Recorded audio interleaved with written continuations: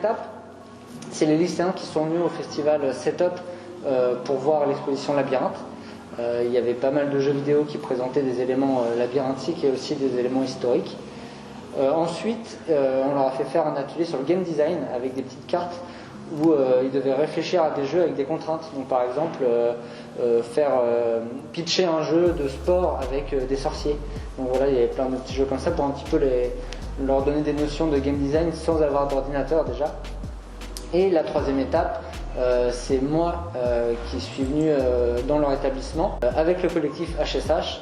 Et en fait, avec le collectif HSH, ils ont fait des dessins, ils ont testé aussi un jeu interactif.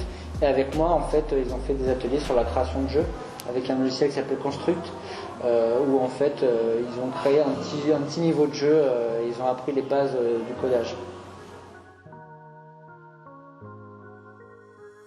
Alors moi j'ai proposé de réaliser un labyrinthe en tâches d'aquarelle réinterprétées ensuite au Posca. C'est un jeu graphique qu'on fait avec HSH et qui permet de faire des dessins collectifs et de pas forcément tout maîtriser parce qu'on va faire d'abord une petite silhouette à l'aquarelle. Et ce sera quelqu'un d'autre qui va lui donner vie en lui mettant, je sais pas, des yeux, un nez, une bouche, alors que nous au départ on avait vu un papillon. Et finalement, la personne en fait un gros bonhomme.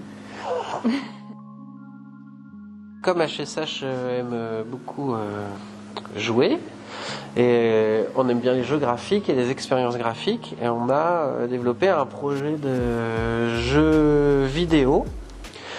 Un peu comme un laboratoire du jeu vidéo avec Thomas Gaudy, qui est un développeur indépendant qui travaille sur l'accessibilité aux jeux vidéo avec son association Ludociel pour tous.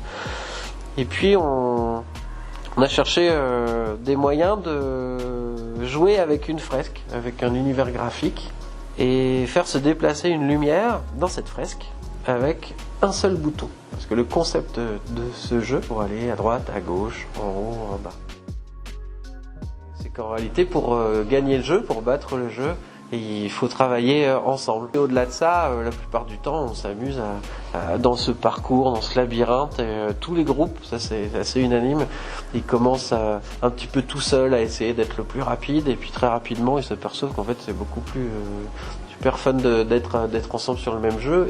Et c'est très bien parce que pour gagner et finir le jeu, il faut travailler collectivement. Là, ce matin, du coup, c'était avec des options art plastique, donc évidemment, on a tout de suite senti qu'ils étaient à l'aise déjà avec l'aquarelle, avec la pratique en général. Beaucoup d'élèves qui jouent aux jeux vidéo, etc., mais qui n'ont aucune approche concrète de la création, de l'implication qu'ils peuvent avoir en tant que graphistes, en tant que praticiens, puisqu'ils sont tous plasticiens en fin de compte, pour réussir à créer justement un univers dans le jeu vidéo. Et puis c'est aussi une ouverture à la pratique informatique, à l'infographique, puisqu'effectivement il y a des logiciels qui sont intéressants, et puis il faut qu'ils en découvrent un maximum pour avoir le plus d'ouverture possible après.